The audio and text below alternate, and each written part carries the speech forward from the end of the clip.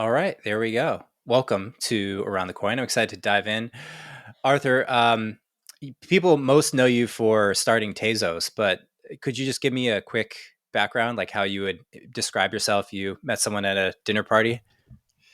Oh my! Well, I think it depends on the person. Yeah, you want to adapt to the audience, but a little bit of my story. I grew up in Yeah. France, uh, and but I made most of my career in the US. I'm mostly living in the UK now, and my background is in statistics. I worked as a quant on Wall Street. I worked for Goldman Sachs, Morgan Stanley, doing high frequency trading and market making. And Then I worked a little bit for Waymo, the Yeah. Google self-driving car company. I worked on left turns, and I had this. It's hard to make a left turn because you don't necessarily have a light to turn left. And then I worked. I had a side project called Tezos, and it was just like a fun thing. And then all of a sudden, it became more and more relevant and a bigger part. And all of a sudden, it's becoming like very big. And I just like jumped full time on Tezos. Yeah. Were you working at Waymo when you made the jump to go full time? Yeah. Yeah. And did you watch the recent Tesla AI video I did presentation? not. I heard about it. I heard. I saw it was a dancing robot and all of that, but I did not see Yeah. I didn't see the videos. Yeah. I watched a pretty good recap. The whole thing was like 3 hours, but there was a good recap by Lex Friedman, who Yeah. talked about the high level parts of it. And I mean, it seems astonishing. I love that they didn't dumb it down. They really portrayed the technical aspects of how it's working under the scenes, behind the scenes, under the hood, whatever the expression is. Yeah. Uh, Yeah. No, it's. I mean, the thing with self-driving car is that it's so interesting, like from a technical standpoint, of course, but it's also so interesting from a mission standpoint. I mean, so many young people die in car accidents, and we have an opportunity to end that. So it's not so it's not just a convenience, of course. It's the life savings that can come with it. Is just phenomenal. yeah. And when did you leave Waymo? 2017.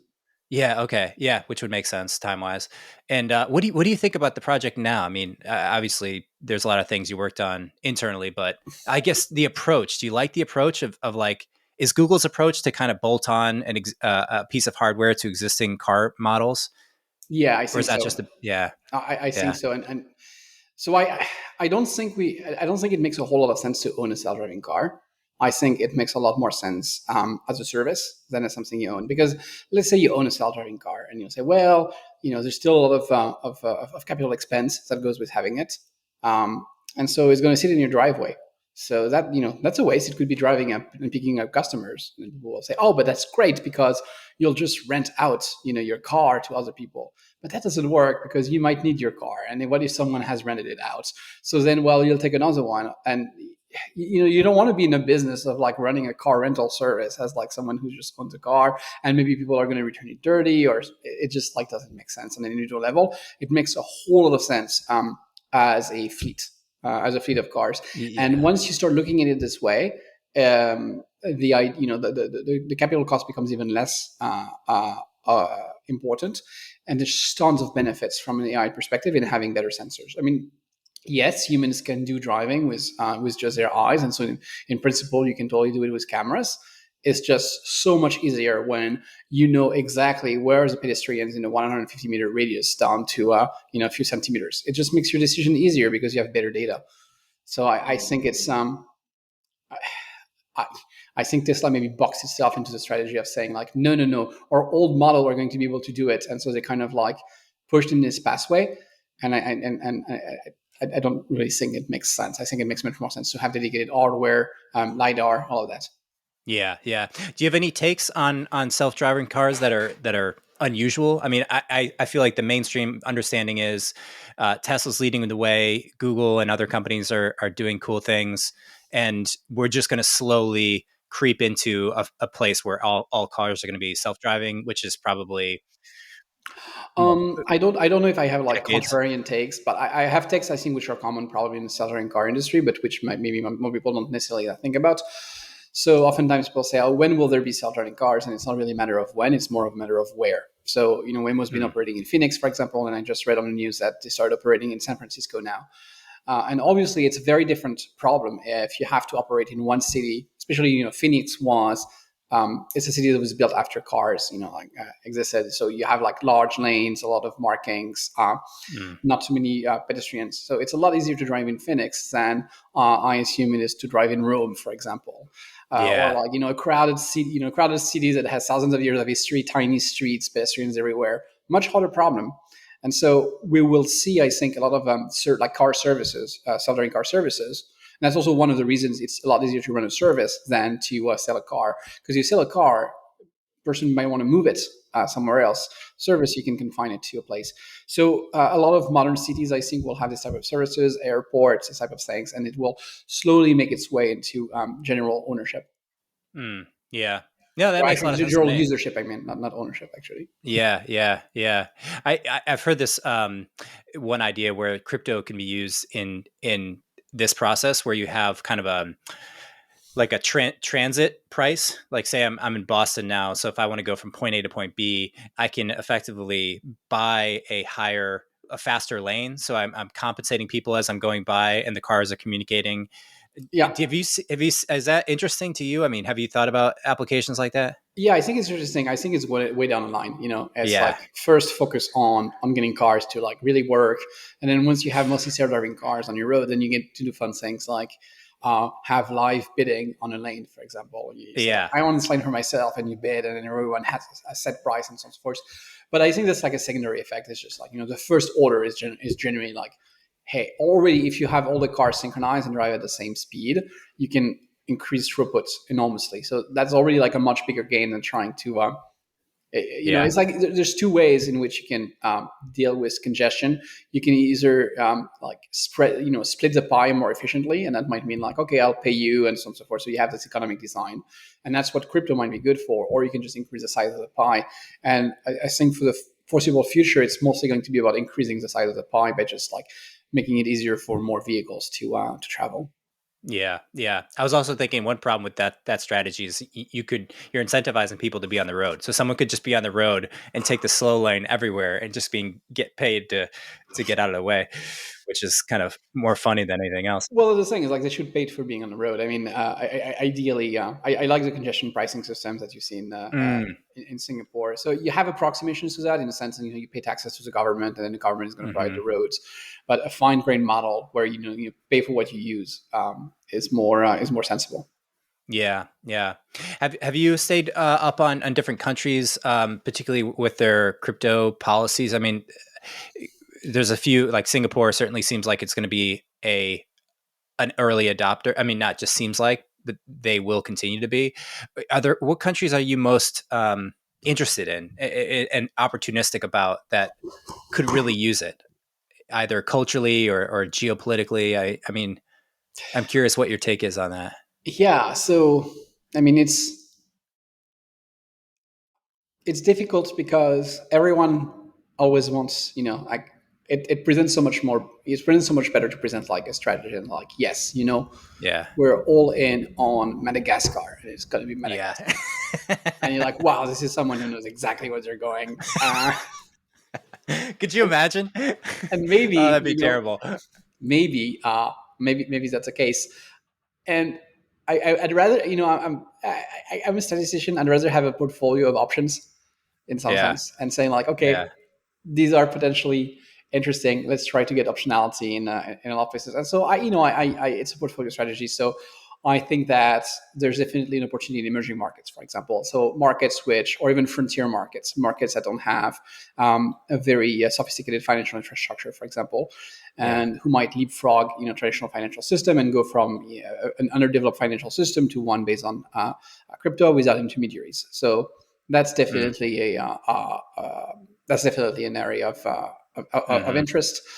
And But I also think that there's interesting application in more I would say developed economies, um, and Mm. these are probably around more like process automation in general, so financial process automation, just reducing friction, making deals faster, deals easier, this type of this type of things.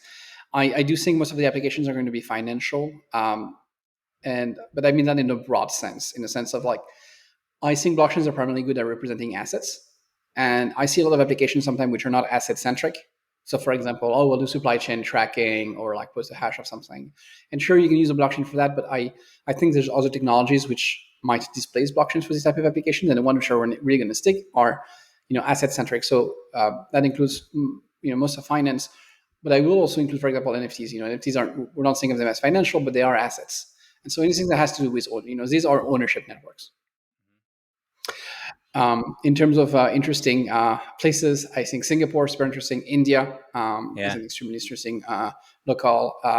Brazil, but that's just like to be specific, otherwise I'm sticking to generalities. I think those are super interesting markets, but I also think you don't want to you want to keep as many options open. And when what you're doing is let's say regardless of which market adopts this, we are going to need blockchains which can scale. We're going to need blockchains where transaction fees are cheap. We're going to need blockchains where there's strong governance. So a lot of the thing you're going to do the same thing anyway, regardless of which market you might see adoption in. So it's more about if you want to finance BD efforts, for example, those type of things. Where do you concentrate them? And I would say half of it is strategic and half of it is opportunistic, depending on where you might get some traction. I like your Madagascar idea. I know, right? It's. I want to ask you about Tezos. What is it about Tezos, especially early on, that caught people's attention and you think led to the growth that led to you leaving Waymo and working on it? I mean, what was the earliest? I think it's like, you have this paper from 2014, the Tezos position paper, which is it talks about a very abstract problem. It's like, there's this question, how can ledgers change and how can we have governance inside of ledgers? How can we have immutability meet governance and protocol changes? What are the role of core development teams? Hey, smart contracts are super interesting, but it sounds like they're potentially quite dangerous if we don't have formal methods for verifying them. It talks about all of these problems, and it flew under the radar because they were very, very abstract problem. And then 2-3 years later, a lot of these problems came at the forefront. We had the block wars in the Bitcoin space, which were not really about block size. They were really about what is the process for changing the Bitcoin protocol. So governance all immediately became one of the hot issues. And of course, the DAO hack, and also a hot issue around the security of smart contracts. And all of a sudden, the paper looks very, very prescient because it's like from 2 years ago. So it drew a lot of attention to Tezos. Yeah. How was you mentioned the hack? How was that, like, right in hindsight now, we're in 2021, what did you learn through that process? Or, I mean, just generally, yeah. So the process of like the DAO hack for Ethereum? Yeah. Did you take away anything from that in particular? Yeah, I mean, and that maybe the lesson is that I think that people assume that cryptocurrencies and blockchains were a lot more fragile than what they actually are. There was this assumption, I think, that, oh my God, if anything like this ever happened, it's so bad that it couldn't possibly survive. And I think that was floating in the air, and that's largely gone. I mean, today you see blockchains that have 51% attack, which was supposed to be, the worst possible thing that could ever happen. This horrible scenario, and it's really bad. But clearly, there's a lot more resiliency in the network than is assumed, because there's a bunch of blockchains which have had 51% attacks and are actually still alive. So that was one lesson. The other lesson was like, hey, yes, formal verification is important. And not having reentrancy is important. So a bit more like validation, I suppose. Yeah. Are there other things that you I mean, now we're a few years into it. Do you have like I mean, one way to phrase this question would be like, what piece of advice would you give yourself 4 years ago? Or do you have any different perspective on how the game is? And you can't get out of this answer by saying you would just say buy Bitcoin at a certain point or sell it at a certain point. But you can, though. It's like, so I guess the way to phrase it, like, what could you reasonably have known and done differently at this time, and so on and so forth. I mean, when I think of that, I think mostly of design. So the nice thing with this is that it has an evolvable design. So at least it can evolve, and it can evolve pretty smoothly. So that's a super strength. But of course, it's always easier if you get it exactly right on the first try. And Mm. so there's a ton of like design ideas that I would have for Tezos today that would be very different from 4 years ago. And all of a sudden, haha, we'd be 4 years ahead of. Well, Yeah. I mean, we're already like 2, 3 years ahead, so we'll be 7 years ahead of everyone. Yeah.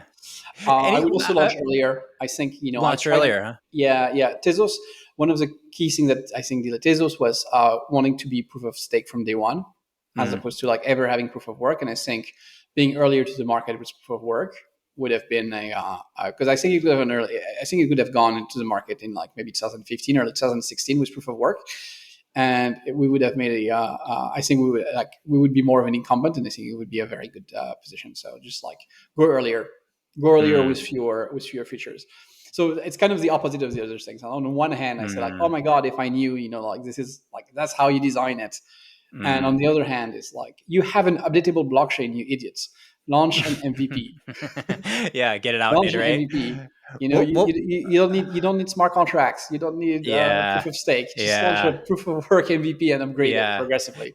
Honestly, it doesn't matter whether you're building like a marketplace for ride sharing or you're building a crypto company. The same psychological uh, factors come into play where you're like, Mm, you just have a vision, right? As a founder of anything, you have a vision yeah, for how you want it to look. And it's painful to launch something in the world that's not quite there because you think the fear is that you don't have enough value delivered to people that they're going to rub it off and not be interested in what you're building, yeah. which is a perennial challenge. What was the early team like? Like how many people were initial contributors on Tezos, and like I how mean, did you structure it with very them? initially, it was just me and three other developers working at the very beginning on a code base. And where is it now? How is it structured, and I mean, how many people? there's like Tezos, like there's a Tezos core protocol proper, and then there's a Tezos shell which is around it, and then there's a bunch of applications, libraries, and so on and so forth. So if I, it's hard to assess because it's a decentralized ecosystem. If I had to guess, just based on like how many people are active on like Slack or on Stack Exchange, people asking questions or like repos, I would guess there are probably maybe 200, 300 people that wake up every day and like what they do all day is work on something that's sales related. Um, Probably in this order of magnitude, so it's hard to know. Working directly on the core protocol itself, maybe 50 people. Mm, mm. And how is that structured? I mean, just they're communicating in Slack. They're pushing to GitHub. They're pushing to the GitLab, we're repository, actually GitLab. yeah. Yeah. Are there like just speaking in terms of the people who are not familiar with how the internal crypto core would work, because there's parallels with other projects.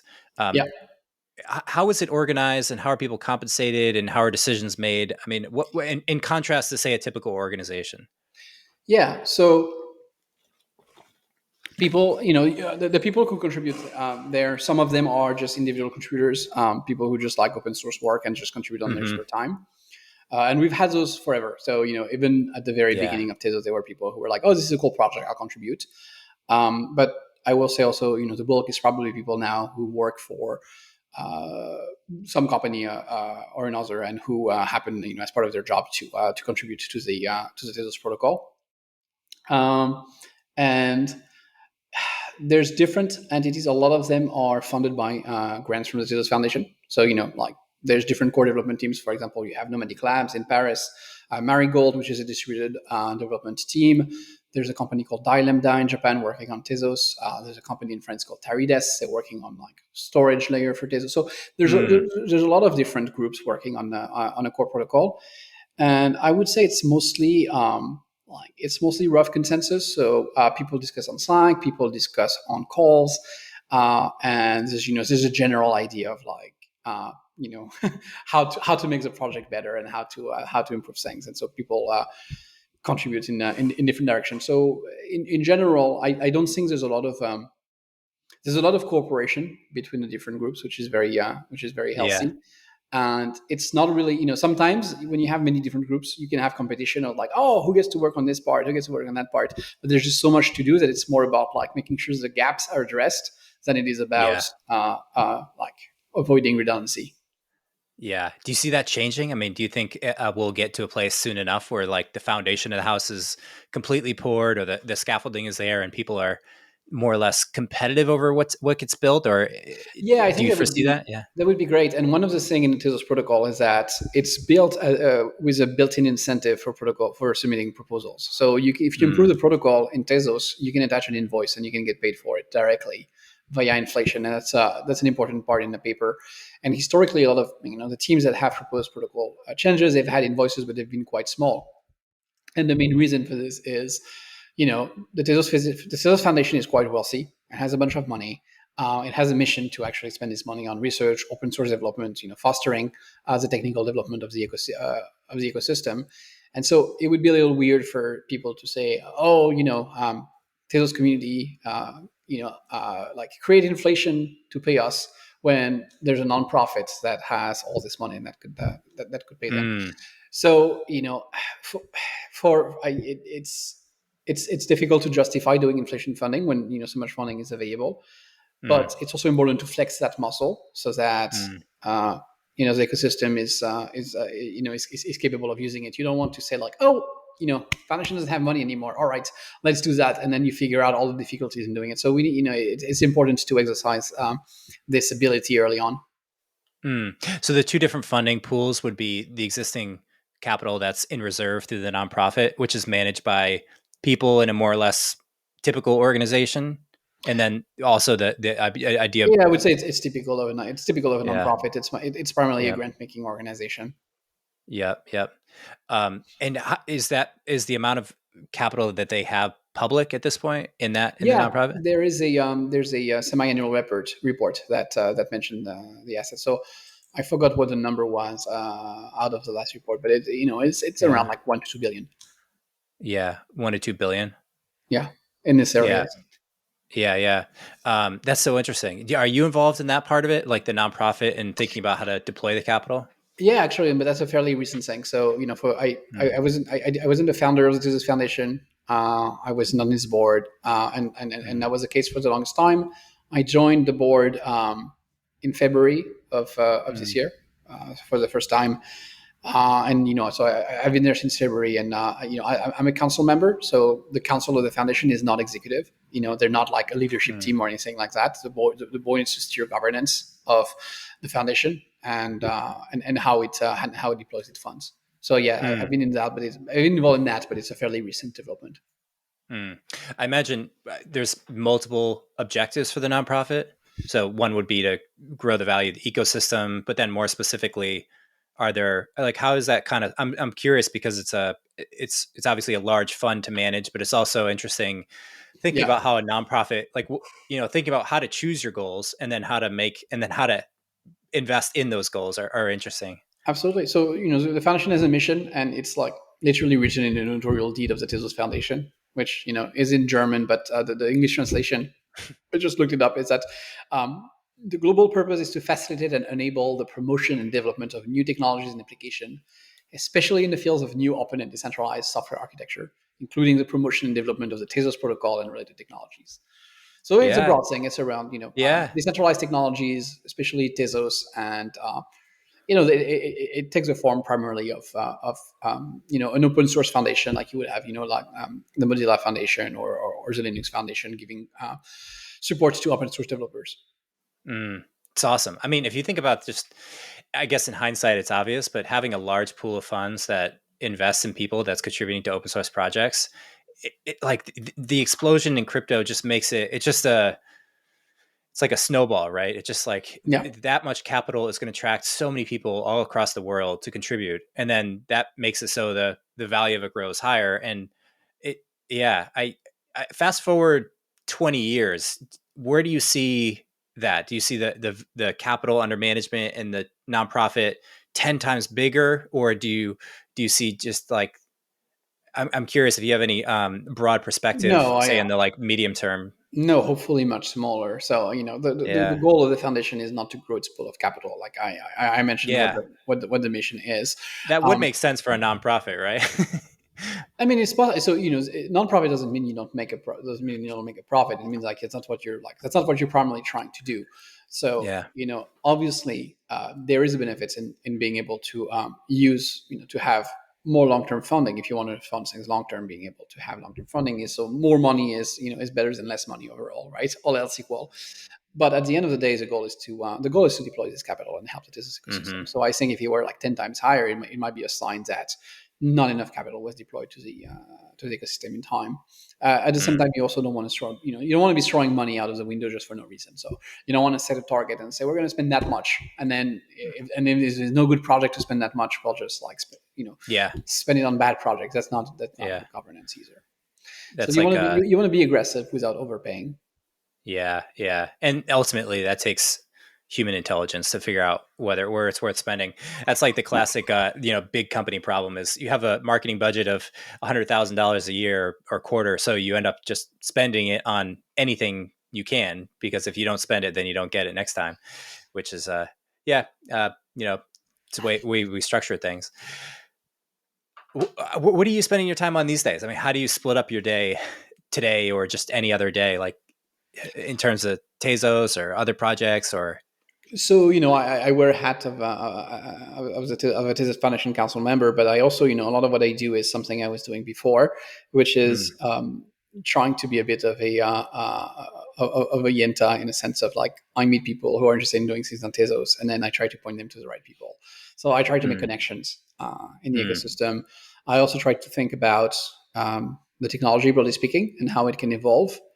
How to scale. For example, there's many different approaches to scalability, and so researching them, finding what might work, what might not work, trying to think strategically about where might be the best use cases for these type of technologies. I also I've worked on a DeFi project, a library called Checker, which does a bunch of things, including synthetic assets, lending, AMMs. So I try to, I'm like fundamentally a tinker and a builder, and so I still like to write code, and whenever I have enough time to do it.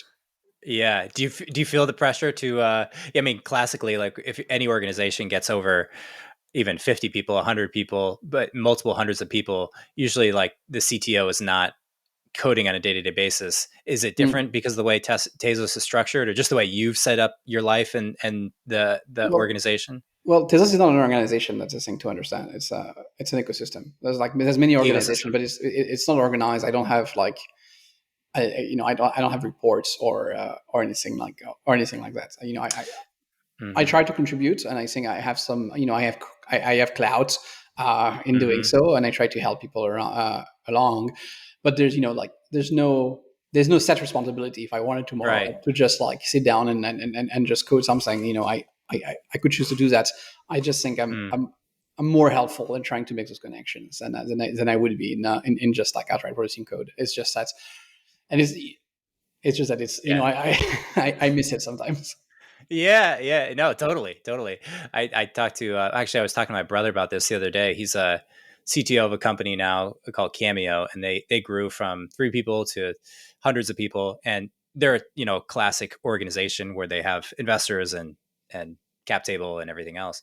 But very much is like the challenge is like, how do you keep that part of your mind fresh? How do you like contribute in a way that's not just frivolous or a waste of time? I guess you want to sharpen the sword, so to speak. I mean, by all intents and purposes, when you left Waymo, this is best case scenario, right? I mean, you start Tezo 4 years ago, it takes off, it's billions and hundreds of people working on it. Do you feel that? I mean, does it sink in to be like, this is the absolute best case scenario that could have possibly happened 4 years ago? Does that sink in on a day-to-day basis? Or I don't think that what happened is a best case scenario. Yeah. We had How do some you pretty interpret it? horrible, Yeah. traumatic things happen. Yeah. So it's not the worst case scenario by all It's means. not the It's like overall, still a big success. But I wouldn't say it's the absolute best case scenario. Yeah. Fair enough. How did you go through those challenges? I mean, I'd love to learn a little bit about how you dealt with the challenges and like what you have advice for yourself, or like learnings from that experience. I mean, it's very idiosyncratic. I hope never to have to use that knowledge and repeat it, because it's just profoundly weird. And at the time, I talked to a lot of people and advisors, like people who had seen many situations in business and so on and so forth, advice. And the general feeling was like, no, yeah, that's really weird. That usually does not happen. Mm. So I don't know how much can be generalized, but dealing with a very, very high stress situation, I mean, I think, you adapt to everything. Uh, Yeah. and Can I you think, recap for people to just the highlights of what you're referring to? so the highlight is that the Tezos Foundation raised a bunch of money in 2017, and my company DLS had a contract with them where basically like, look, you guys are open sourcing this protocol, raising a bunch of money, and like my company has built a protocol, has the IP, so you'll take a very small fraction of what you raise, and whatever tokens are created at the beginning of the network, and use that to buy the company. So that was an issue of the deal. And it turns out that all of a sudden the president of that foundation. So the project raised a lot more money than was expected. At the beginning it was probably expected that they might raise something like 5 million, 10 million, and they ended up raising 230 million. So the Mm. governance that was in the foundation was probably appropriate for 5 million. It was grossly inappropriate for 200 million, as it turned out. But it was also there was a very idiotic person in the foundation, Mm. and a very crazy person, and so in the foundation, and it's 2 out of 3. So that caused a lot of problems. The president of the foundation turned out to be Totally. a narcissist, and we all know someone with a big ego, and you say, oh, that person has a big ego, is such a narcissist, but that is not what I mean. Yeah. I mean this in the most clinical sense possible. Yeah. And if you've not dealt with this, it's very, very weird. Um, Yeah. Yeah. and basically, they had a contractor agreement to like develop the network, do a bunch of things, and they didn't do any of it. And then they wouldn't do any of it, and then they wouldn't do any of it, and then people started banging me, and it was like, Mm. hey, they're developers, they have a contract. You're contractually required to pay the developers. Pay the developers, maybe Johan, and then he wouldn't do it, and he wouldn't do it, and Mm. he wouldn't do it. And at the same time, there was this. Uh, so there was this giant pressure, and the guy just like would go AWOL, like completely disappear, not attend board meetings.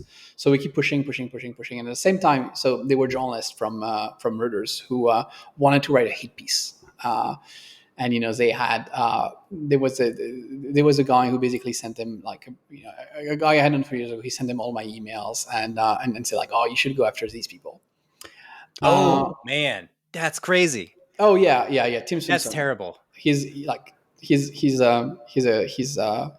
downright evil. Is he in Um, jail now? no, he's not in jail. No, it turns out God. like sending all your correspondence to someone else is not a crime. Uh, but yeah, he did that. Yeah.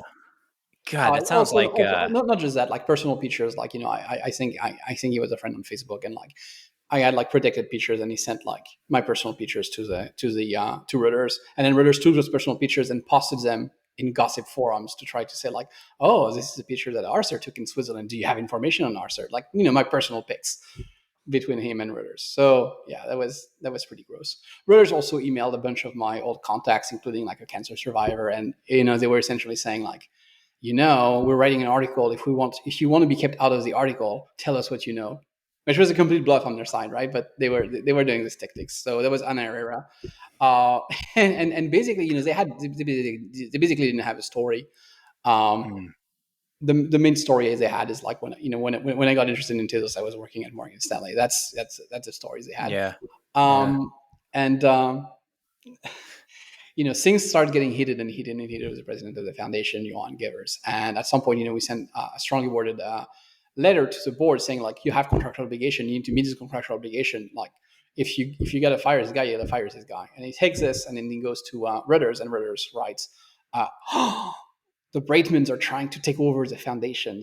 And so they basically printed his account of saying completely uncritically. And for about like 4 months, they printed every word he was telling them, which led to a bunch of lawsuits being filed. And at the same time, we were paying developers, which the foundation was supposed to pay, and we were paying legal bills that the foundation was. I mean, at some point, we were paying the legal bills of the foundation. I mean, this is insane. They were sitting on $1 billion, and they wouldn't even pay lawyers. But anyways, so Yeah, the guy was very crazy, and for a while people weren't sure because Reuters was printing that he was this noble, yeah, Swiss South African guy that was being railroaded by the evil Breitmans, and at some yeah, point, yeah. Of course. it became clear that he was crazy, and yeah, and Reuters had pie on their face. It's like in hindsight, it's like how does Reuters even stand behind their decisions right there? It's like No, what it's insane, and also, of course, it's like insane. Reuters was heavily invested in the Crm ecosystems. They didn't disclose any of it in their article. They lied, they lied a couple of times in their coverage. It was, they were real scumbags. I mean, that's But the kind of thing that at the end of the day, they're never going to get a Pulitzer for this. I think they were, I think they were kind of too pies a guy, to be honest, and they just mm, like once they decided they were going to go with this vision, they felt yeah, stupid to go back. And so they just yeah. like went all in on like, yes, Johan is this noble character, and look at the evil Breitmans. Yep, yep. And then usually I feel like this is a scenario where they would just double down on it. They find out they're wrong. And then you just try to muddy the water and then you try to get out. And you just, well, we don't really know. And there's a lot of who knows and just let's move on. Yep, that is what they did. Yeah. What's putting on the good faith hat just for the sake of it? What would be like, what's the motivation on his side? Like you say, hey, pay the open source developers. That's the thing. Like, That's the thing. The reason people didn't understand it is that they thought that he was, acting rationally, and if he was a crook, what his actions made no sense. His yeah. actions were not the action of like someone trying to steal money directly or like not rational. No reason to do this. But they were also not the action of an honest person. So people were saying, well, I mean, it must be Arthur's fault clearly because why would he do this? And the problem is not that he was a I'm not saying he was not a crook, but he was mostly crazy, and Mm, that's a part of it. And this is primarily about ego. So yeah. the guy was absolutely convinced that he was, because the foundation had raised so much money because it was because of his vision and it was so important, and he was going to hire a new development team and do all of these things. And of course, he would do none of it. And Mm. so he got into this like delusion. I mean, there's email from the guy saying that I am behind an international conspiracy to assassinate him. Yeah, What? he would send emails like this, and Reuters saw these emails. By the way, Reuters saw emails he was sending around saying that we were part of a conspiracy to assassinate him, and it still printed his stuff.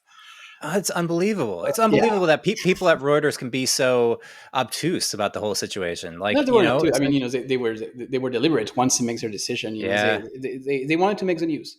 So yeah, basically, what they want to make what they news. were angling for, is like the lawsuit, and then the lawsuit's killing the product, and them saying like, we're the one who brought the news, but they're not the one who brought the news; they're the one who created the news. Yeah, Like yeah, and without Reuters, there unfortunate. was no story. Yeah, exactly. Well, there still was no story. Just recruiters just made it into something. Try to make it into something, which is just such a shame. Because now, I mean, you guys live. How is this? I mean, the fact that somebody like this went and effectively published so much of your personal life, it's got to be incredibly frustrating. Like just to have that stuff out there and feel violated. Yeah, well, Just I got rid of social media at the time. So I only yeah. have like Twitter now. That was one of the casualties of this. And the thing is like you get used to everything. Yeah, And it's I true. think like one of the thoughts that I had in the worst of it is like, okay, so my dad was fairly my dad was much older than I was. He was 61 when I was born, so he Mm. lived through World War II Mm. in France, and he like actually had to flee from the Nazis. And, like, Wow. no matter what I'm going through, Yeah. this is not worse than this. This is a lot Yeah. more stressful. Yeah. My Yeah. worst case scenario, is not as bad as his worst case scenario here. So, Yeah. it's a way to it's a way to relativize things. And of course, I don't think I don't think that should be the standard of you compare every stressful situation to. It's okay to be stressed over smaller things, but Yeah. nonetheless, it was good. It was good to put it in context. Yeah, sometimes people, I mean, this is a very natural thing I think worth calling out is that people have reaction. What your internal emotional reaction is to something can be completely detached and irrelevant from the act of it, of the thing happening itself. But you can still feel like, the feeling you might have if someone put a gun to your head might be the same as if you're watching a scary movie and something happens. But those two Yeah, scenarios are drastically different. So obviously your dad's experience of World War II is very real and very traumatic.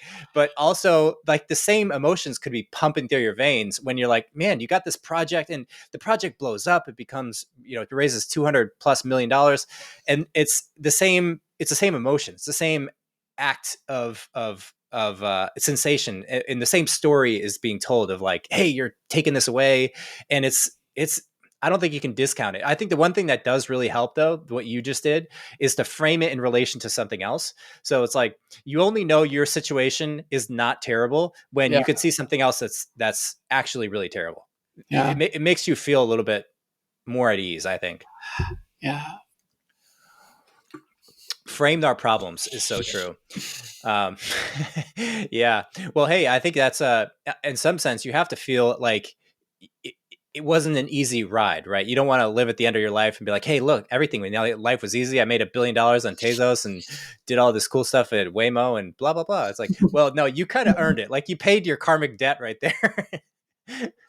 Yeah, maybe at some point. uh, Yeah, there's so many of these stories on crypto. It feels like most of the stories I've heard where they're just high drama were in like 2017, 2018, because there was a lot of ICO action. A lot of money was being thrown around. It seems like we're in a place now where people are a little bit more cautious and understanding about how the ecosystem works. Even the scams, how people respond to Elon Musk on Twitter and they're like, send me this Bitcoin. We're doing a raffle. And it's like, well, man, I've seen that 100 times. I'm not saying like those must be I don't know. converging on zero, right? I think I maybe mean, maybe people are being better at not being public about the drama. yeah. Perhaps because of Tezos, and we never wanted to be public. We wanted to like resolve this, Yeah. Yeah. politely and so on and so forth. Yeah.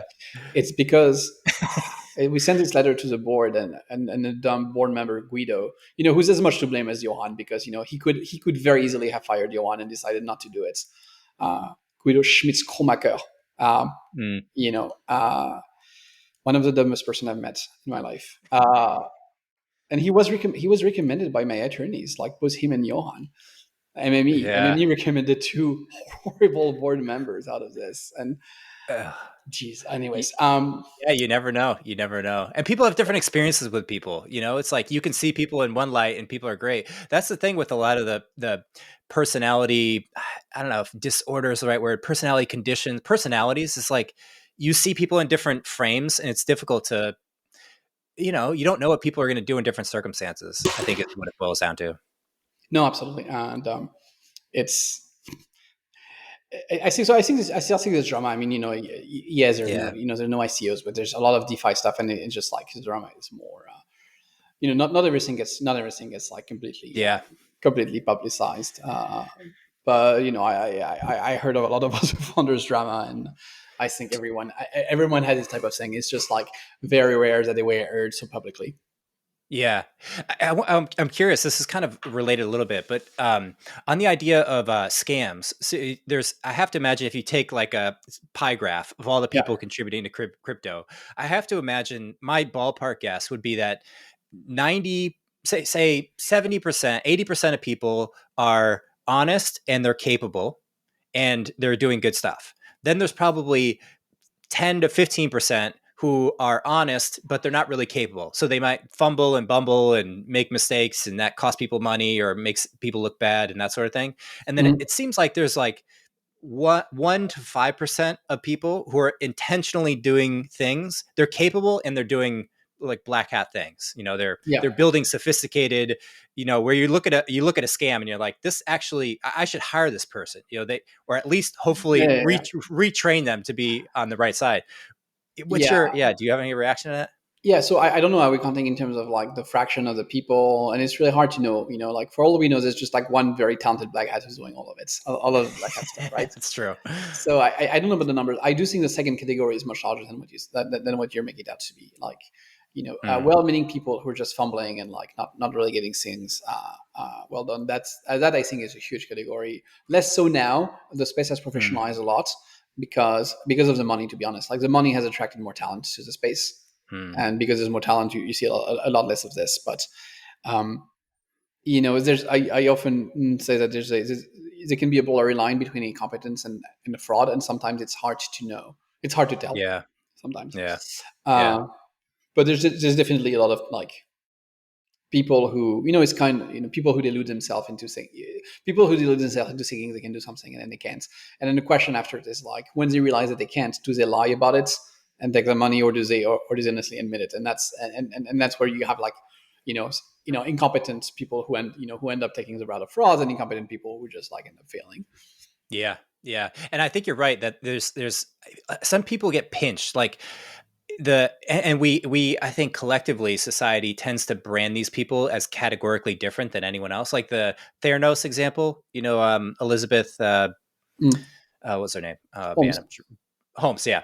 So, I think she set off with all the best intentions, but had this vision or had this intent of sell it before you build it, fake it till you make it is the expression. And so you sell something, and honestly, if it worked out where they were able to develop the technology, then everything is great. You develop the technology, you sell it before you have it, then you build it, and then the stars align. But when they don't, and you're stretching that gap between what you're capable of doing, what you say you're capable of doing, and it never connects, then you kind of face this inflection point where you say, hey, are we going to double down on this story, or just admit, hey, this is where it is? And that's hard. It's almost like it's like a slippery slope of, you either say, I'm going to act with full integrity and just tell the truth all the time, or you're just susceptible to sliding down that slope where you're exaggerating things here and there. I mean, I see it with other founders. I have a lot of founder friends, and they'll say things like, oh, we're growing 25% month over month, and they're really growing 18%. And they're like, well, that's not entirely true. And then it just kind of it plays on itself. Do you watch the show Better Call Saul? What is it? Better Call Saul. No, I It's a haven't. prequel to Breaking Bad. Oh, I love Breaking Bad. Yeah, so Breaking Bad is awesome, but like Better Call Saul is even better. Big Really? fan of the show, and it exactly explores this dynamic. And then to be clear, the guy starts out as like he's been like a small time scammer, but he cleaned his act, became a lawyer. But there's still always the tendency to want to just like take a shortcut and scam and so on and so forth. And it's just like progressively getting him, like seeing him get stuck and like not getting out of his own ways. So it explores the dynamic. It's a great show. I'll definitely watch that. I was one of the few shows I binge watched was Breaking Bad. Yeah. And Bob and Kirk is great. So that's cool. Highly recommended. I love it. Arthur, I'll let you go. I know you have another event after this, but thanks so much for hopping on today. I really, I'm actually good if you want to. Okay, yeah, cool. Some more, because the thing is, like, I feel we have talked mostly about the past, which is a little too bad because there's just so much going on. Yeah. Now. And it's been covered in a lot of interviews as well. So yeah, that's true. Let's shift gears. Maybe you point us a little bit, like going forward in the future. What lights you up? I mean, what do you get really excited about thinking about? One thing I'm super excited about is that for the longest time I didn't have clear ideas about scalability. Yeah, I thought it mattered. It wasn't clear to me if it could be done. It wasn't clear to me if it could be done in a way that wasn't a Rube Goldberg machine. Mm-hmm. And the ideas that were present in 2017, most of the the talk about sharding in 2017 wasn't very good. Like the quality of it wasn't there. The ideas weren't sufficiently fully formed to correspond to anything.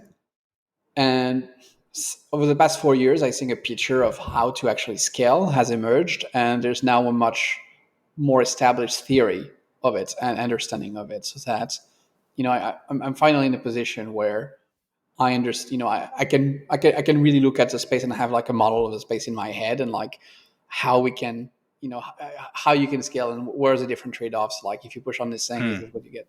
So that's super exciting because I have a very, very clear idea on how to do this. And the thing with scaling is that it's not an incremental improvement where somehow you're going to get like 100 transactions per second and 1,000 and something like that. It's really going from it's going from scarcity to abundance. Right now we've been living in a world of transaction scarcity, so people can pay very high fees on chain. It's all very, very congested, and there's going to be a regime switch where all of a sudden you have millions and millions of transactions available per second, which changes the dynamic of a lot of things. I think a lot of projects that have hitched their wagon on the ideas that they're going to be interesting because people are going to pay so much in fees, right? But in some sense, if you increase throughput, maybe you increase fees because people pay less per transaction, but there's more transaction. but there's a maximum to this curve, and then past that point, you start actually collecting less. And I think we may be going in a direction where most transaction fees are almost zero, and even though there's a ton of it in the aggregate, it ends up being less than it would be in a congested network. So that I think is going to be an interesting dynamic. So Can, very eager to see where that leads. can you tell me a little bit more technical about that? So when you mentioned Absolutely. that you were thinking about this, that you weren't sure if this could be scalable. What was the technical hang up that you had? Like, where did you feel like it couldn't overcome technically? It's not that I didn't see anything like specifically that couldn't be overcome Hmm. technically. It's more like I was looking at different solutions, and they didn't seem to really hold well together. Like there wasn't a clear idea of why they would work. So a lot of sharding ideas were based on the fact that you would have different chains, and then you would have a random subset of validators validate one chain and then be randomly switched around. Hmm. That was central to a lot of the ideas around this. And what didn't make sense to me is that you would have to download a large state, for example, if you switch from one chain to another. So that's part of the problem. But you would also weaken your security. You would also weaken your security properties a lot. Mm. Um, and what I came up with at the time was the idea of using zero knowledge proofs for Hmm. scalability, being that instead of having everyone try to compute everything, um, or like randomly assign people to compute things, you would say no. One person is going to compute something, so that's why you scale. You don't force everyone to do everything. One person is going to compute the execution, and they will just present a proof. And the nice thing with the zero knowledge proof is that you could have an arbitrary long computation and actually bring a cryptographic proof that the computation is correct. So that's a very, very powerful scaling tool. And if you look at a company like Mm. Starkware, for example, they've been providing scaling solutions which are based specifically on this concept. This is also the concept behind ZK rollups. So that was my main thinking for scaling around 2017. And I think it held up pretty well. There's an alternative technique which I really like called optimistic rollups, where instead of presenting a cryptographic proof, you have an economic game where essentially all it takes is one person to challenge you. So it means now with zero knowledge proofs, you don't need any honest actor. You just need like one actor that does a computation. With optimistic rollup, you need one honest actor who's actually going to run challenges. And so that's what's fascinating about this. A lot of everything, almost everything you see in the blockchain is like, 51%. You need 51% to be Hmm. honest. Like Hmm. majority of people, it's such a better property when you need just like one out of n Mm. is honest, and you get this type of property. So you get that for validation, and you get that for state sharding when you do rollups, which is great. And you end up with Mm. just a single problem, which is data availability. And there, once you start thinking that your only problem is data availability and not the other ones, I think it becomes a lot easier to think about. And there's Mm. several solutions that exist for that as well. Once you start thinking about availability, Data availability as like yeah. a problem. And do you see that as, I guess, how do you think about that in terms of the solvability of that? No, I think it's quite solvable. Yeah. There's different schemes, and there's some like simple schemes where we basically take a random subset of the validators, and you ask them to download a random subset of the data, and then with high probability your data is going to be available.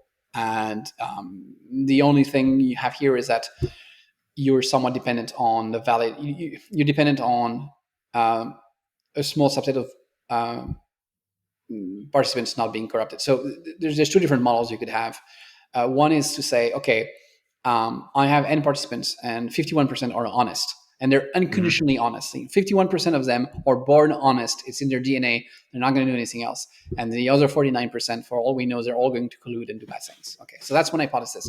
And if you do that, and I draw, 100 people out of these with very high probability, and a majority of these 100 is also going to be honest because they've been drawn from this pool where there's an honest majority. So a subsample of a large sample with an honest majority with high probability also has an honest majority. So you could say that and Mm. say, look, all I need is a small sample to tell me that they downloaded the block. And if a small samples tell me that, with high probability, a majority of them are honest, so there'll be at least one honest person telling me that. Mm. And the Mm. difficulty with this is that it's adaptively corruptible. You could say, but I'm going to bribe just this very small group of Uh, people. And so a refined model is, instead of saying I have 51% which are honest, it's more like I have 51% who are not going to do anything unless, they're like actively bribed and solicited and so on and so forth. And it's a lot harder to just go out and bribe 51% of all your validators than just a handful. And if you want to move to a model which is not adaptively corruptible, you need to use error correcting code. But you can, it's just like, there's more cryptographic overhead in doing it, but you can do sharded data availability with error correcting codes. And there's been a bunch of papers on that, and a lot of them, from Ethereum researchers. So that's a solution. And, if you get rollups and you get this type of data availability, you pretty much have solved the problem. Is the error correctability? Do you think of it like, by analogy, would it be if you have like a pot of water, for example, regardless of where you sample the water, it's going to be the same temperature. So is it in that sense where you have, say, 51% of the nodes on the network are honest if they're not bribed? Is that effectively taking a sample size and saying, on average, this is what that group of nodes represents? And how does the error correcting work? So the error correcting is a little different. The error correcting is that it's a bit magical. Yeah, the best analogy that I have is a hologram. If you cut a hologram in small pieces, you still have a picture of the hologram on every piece. So it's the same thing with an error correcting code. If you cut up a message in small pieces, but each pieces has kind of like a low resolution picture of the entire message, and you end up with the properties that instead of like of blocks being spread over a few people, you have a small portion of the block spread over a large fraction of people. At the end of the day, it's easier to explain with an equation. You can actually look at how could I put it another way? So let's say that I have an urn with a bunch of balls in the urn, and they're numbered 1 through 100. And I want to make sure that they're all here. And so what I could do is I could have a bunch of people randomly draw balls from it. And if they all are able to randomly draw balls, and you might say, well, all the numbers are here with high probability. If everyone managed, let's say I come in the urn and I say I will check if number 1, number 5, and number 10 are in there. And I look for number 1, 5, and 10, and I see that they're in there. And then someone else comes in and say, I will check if number 7, number 13, and number 29 are in there, and they do that. But it's possible that they will miss one. It's possible that, that you can't have a high. No one can have by themselves a very high probability that they're all here. And on the other hand, if you have an error correcting code, you don't need to prove that all the balls from 1 to 100 are here. You only need to prove that the balls from 1 you don't need to prove that half of them are here. So if half of the balls between 1 and 100 are here, then you can reconstruct everything else. And so in that case, once you start selecting balls randomly, you will find that if half of them are missing, you're going to find out very quickly. It's a lot easier statistically to discover that half are missing than just one is missing. That's a key. That's a key element. Yeah, that seems commonsensical when you put it that way.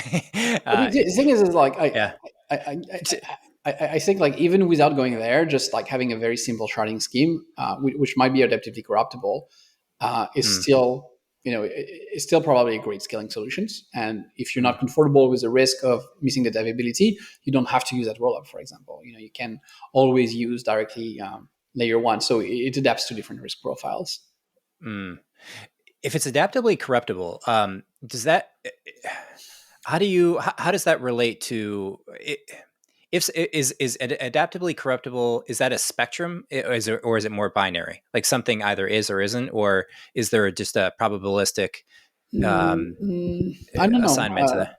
The things I've seen are binary. You're either are or you're not. It's just that it's not. There's different ways. It's like there's also the question of like how easy is it? Do you actually need to do you need to get people to install a special piece of software to do this, or can you just set a smart contract and then automatically get rewarded? How automated can the bribe be, for example? How much logistics there is? And another one which might seem very weird, but people might say, oh, that's not relevant. Crm Ecosystems should just be like completely crisp and, you're honest or you're dishonest, or like you're incentivized or not incentivized.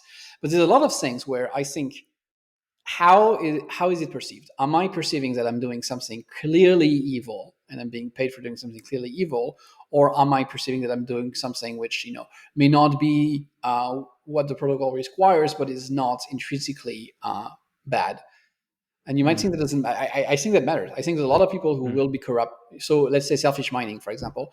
People might be corrupted for doing selfish mining because they say like, oh, that's just fair. That's just a different way of playing the game, and I'm earning more rewards, and that's fine. So that's one thing.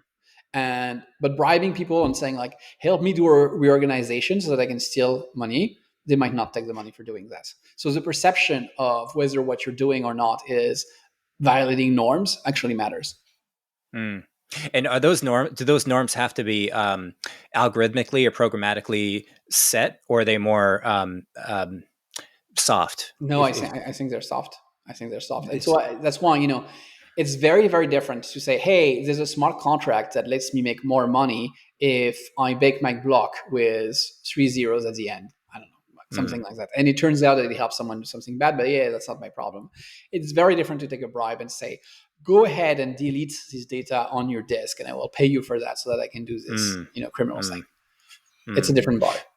Yeah. Is there currently a way to, or maybe in the future, to flag those actors and say everyone recognizes that? Or I guess being that a case, it's anonymous, there's no practical way to. Yeah, it depends. And of course, whether or not it's attributable matters a great deal. It's like if you can attribute the malice, it's like, okay, so, you'll repair your chain one, like I said, chains are resilient. You repair yourself one way, and you can punish the person by slashing them, for example, if they have a bond on the chain. So there are quite a ways.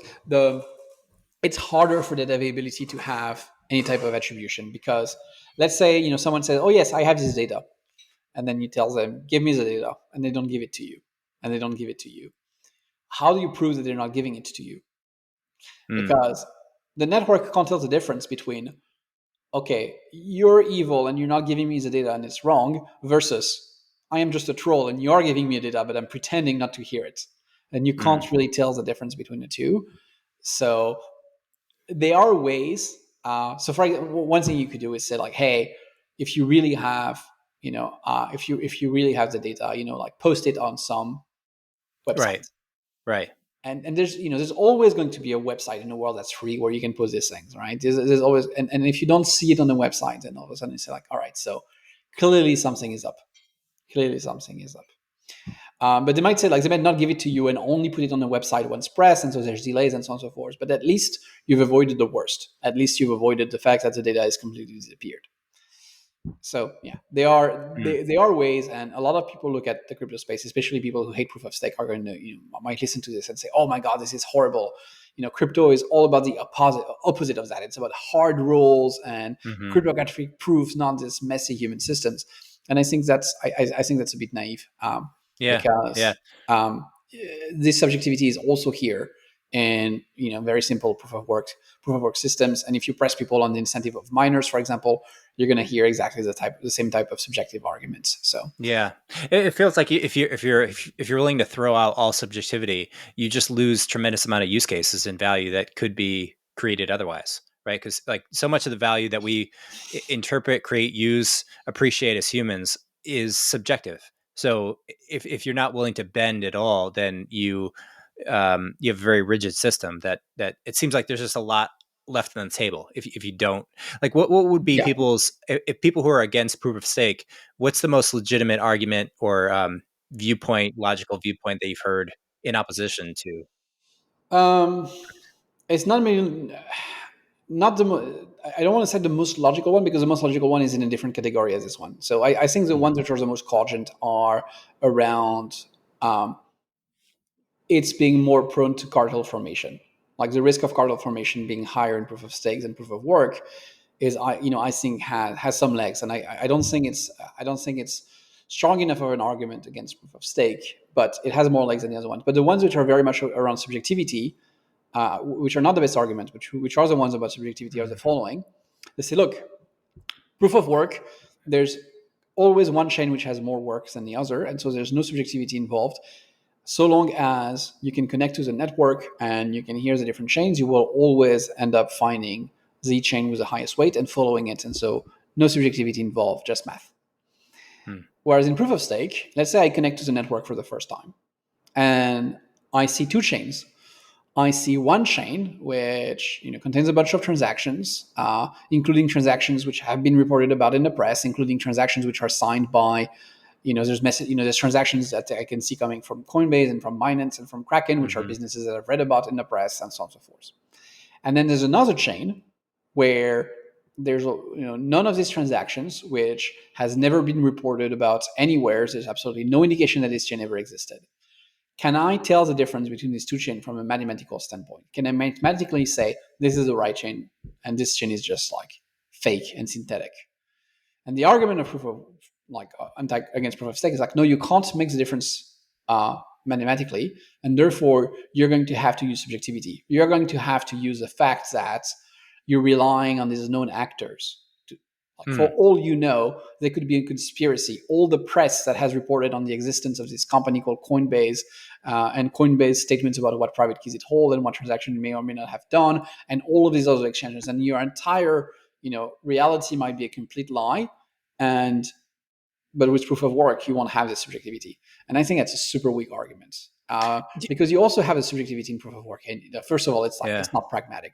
I don't care about the scenario where somehow the entire reality of the world has been completely made up. Do you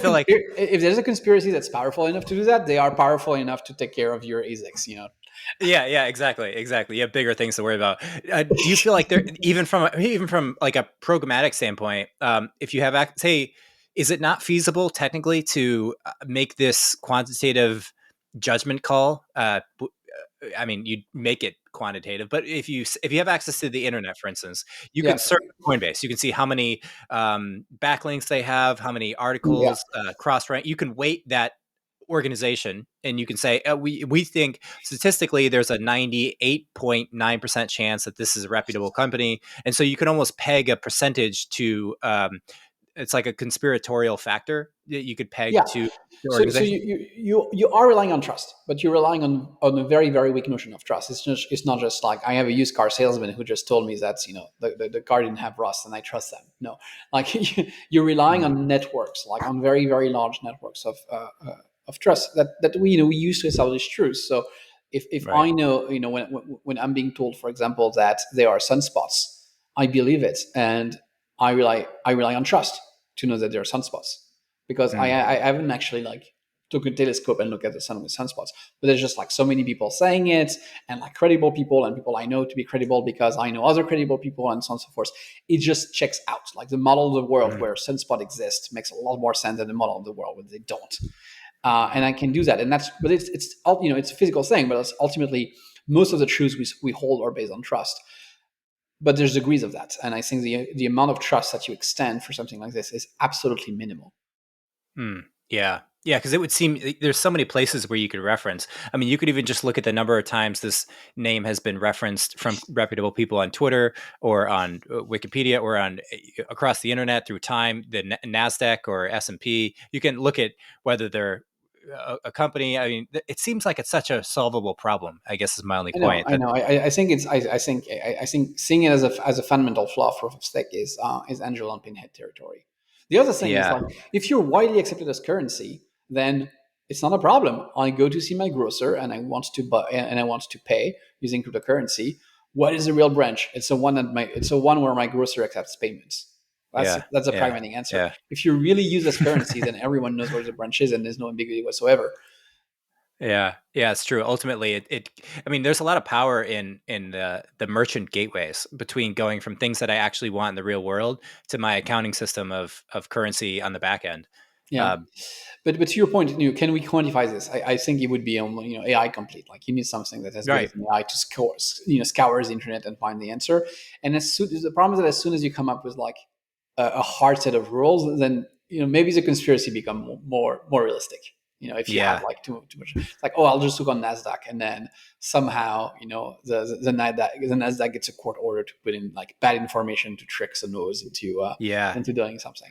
Yeah. So, you don't want to be, you don't want to have like too hard of rules, because hard rules can be brittle.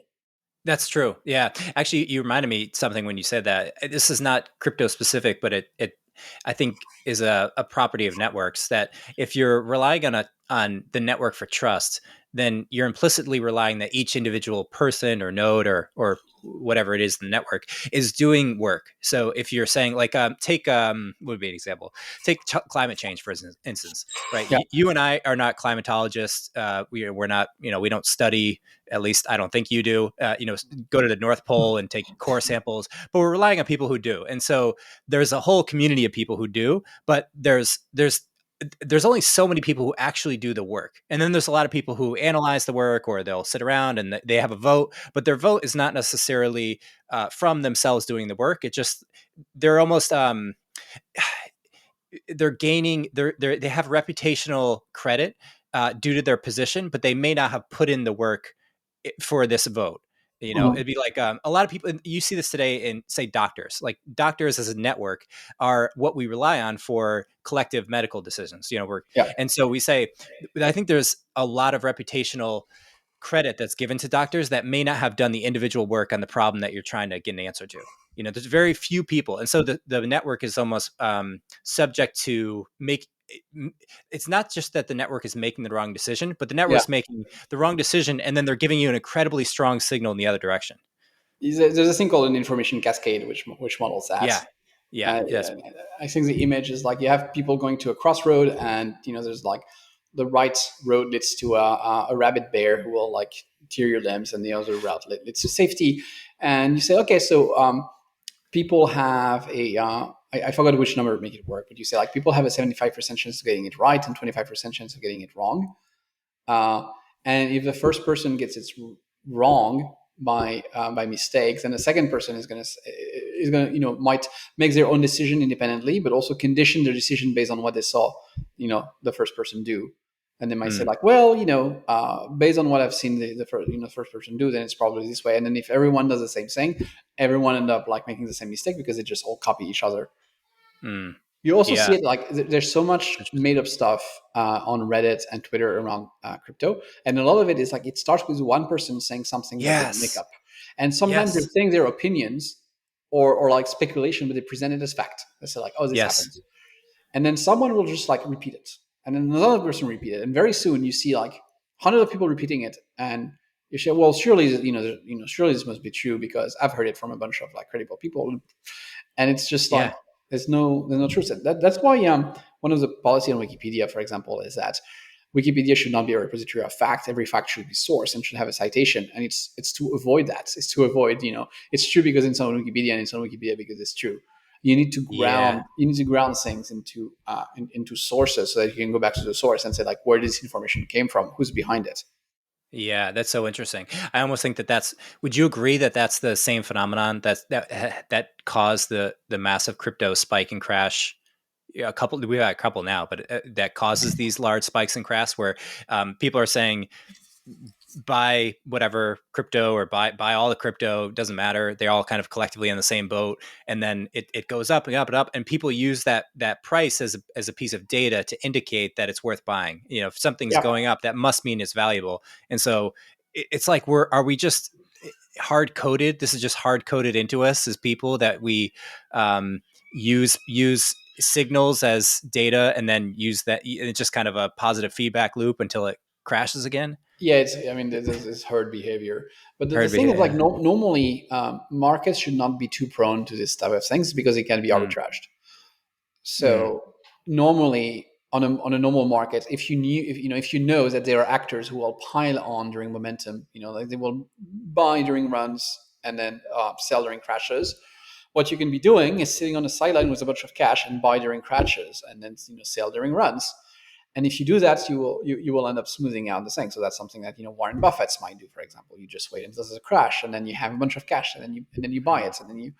So normally that smooths this thing out, and we don't see that much in crypto. We don't see like enough, I would say, large holders selling when the market is being irrationally happy, or buying when the market is being irrationally unhappy.